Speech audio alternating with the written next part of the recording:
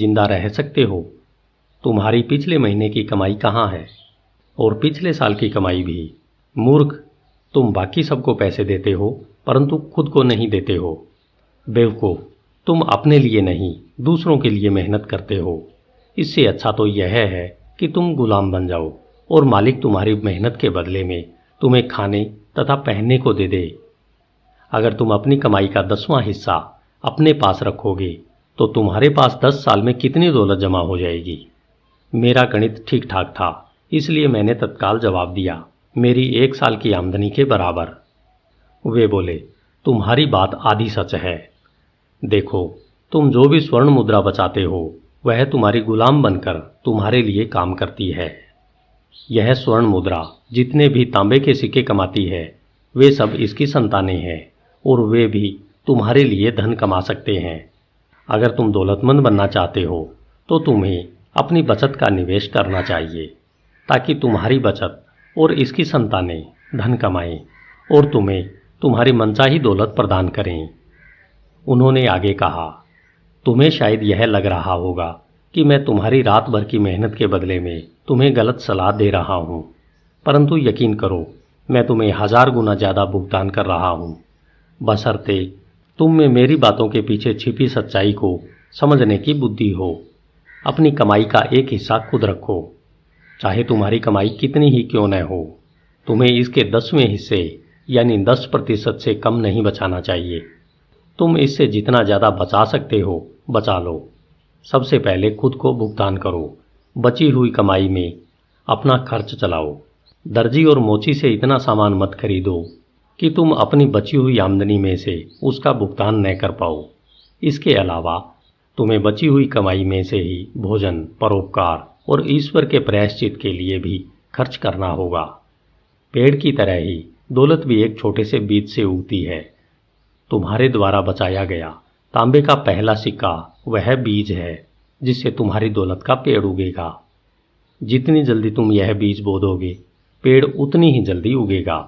तुम जितनी निष्ठा और निरंतरता से उस पेड़ में अपनी बचत का पानी सींचोगे उतनी ही जल्दी तुम उसकी छांव के नीचे आराम कर सकोगे।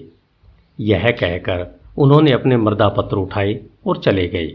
मैंने उनकी सलाह पर काफ़ी समय तक विचार किया और वह मुझे तर्कपूर्ण लगी, इसलिए मैंने उस पर अमल करने का फैसला किया।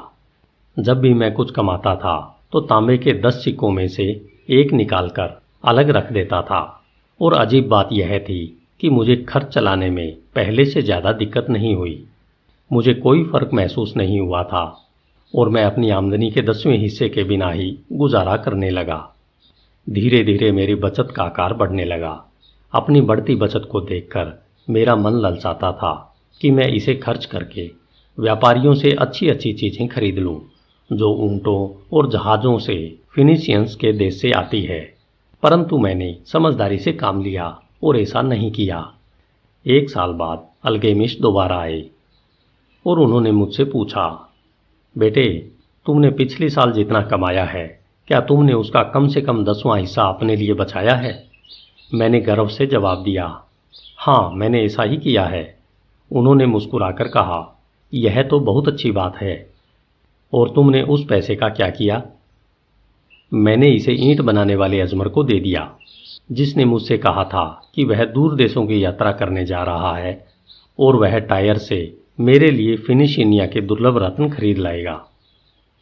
उसके लौटने के बाद हम उन रत्नों को ज़्यादा कीमत पर बेचकर मुनाफा कमाएंगे और मुनाफे को आपस में बांट लेंगे। वे गुर्राकर बोले, हर मूर्ख अपनी ही गलती से सीखता है, परंतु तुमने रत्नों के बारे में ईंट बनाने वाले पर भरोसा क्यों किया? क्या तुम ब्रेड बनाने वाले से ज्योतिष की भविष्यवाणी पूछते हो? नहीं, अगर तुम में जरा भी बुद्धि है तो तुम इसके लिए ज्योतिषी के पास जाते हो। तुम्हारी पूरी बचत अब चली गई है। बेटे, तुमने अपनी दौलत के पेड़ को जड़ से उखाड़ दिया है, परंतु तुम इसे दोबारा बो सकते हो। दोबारा कोशिश करो और अगली बार अगर तुम्हें रत्नों के बारे में सलाह की ज़रूरत हो तो जौहरी के पास जाना। अगर तुम्हें भेड़ों के बारे में सच्चाई जानना हो तो गडरिये के पास जाना। सलाह एक ऐसी चीज़ है जिसे लोग मुफ्त में बांटते हैं, परंतु इस बारे में सतर्क रहने की ज़रूरत है।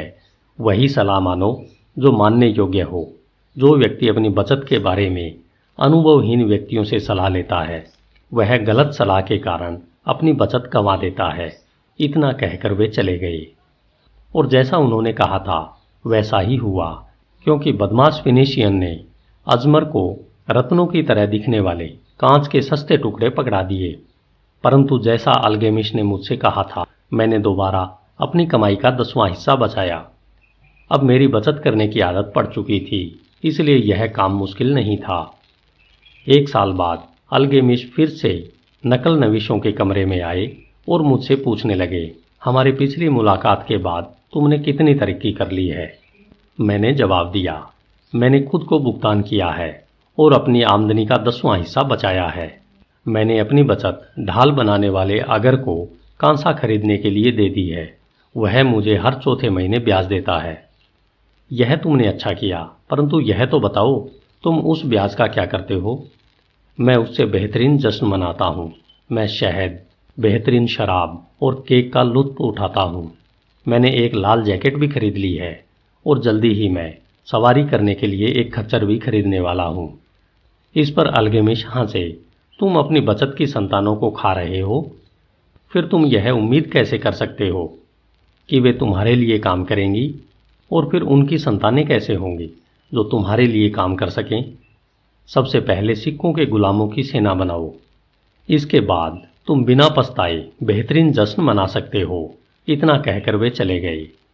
इसके बाद मैंने उन्हें 2 साल बाद देखा। बुढ़ापे के कारण उनके चेहरे पर झुर्रियाँ पड़ चुकी थी और उनके कंधे झुक गए थे।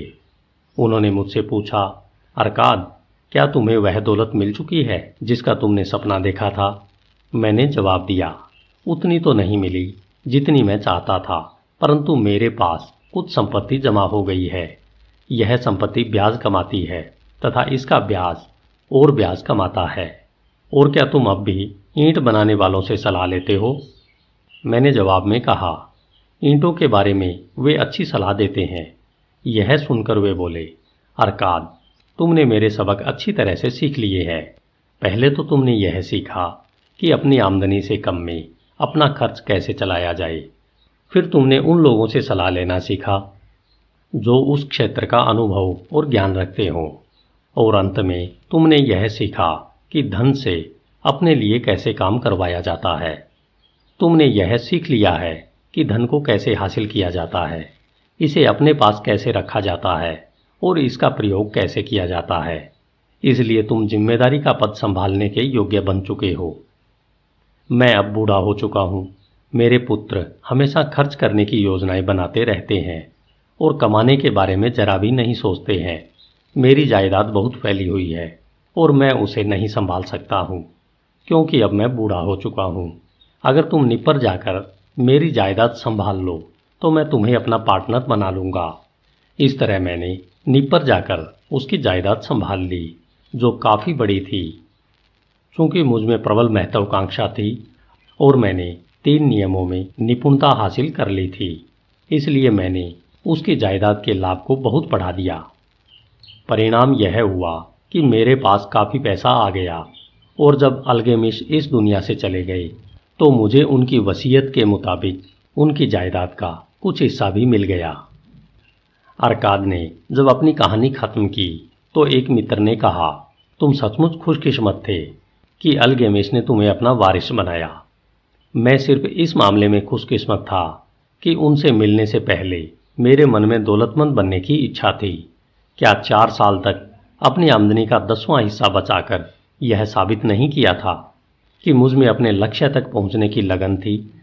क्या आप उस सफल मछुआरे को खुशकिस्मत कहेंगे जिसने बरसों तक मछलियों की आदतों का अध्ययन किया है ताकि वह हर बदलती हवा के साथ उन पर अपना जाल फेंक सके?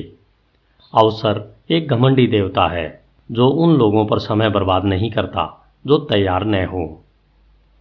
एक और मित्र बोला, आप में इतनी दृढ़ इच्छा शक्ति थी कि आप पहले साल की बचत डूबने के बाद भी यह काम करते रहे। इस मामले में आप असाधारण हैं।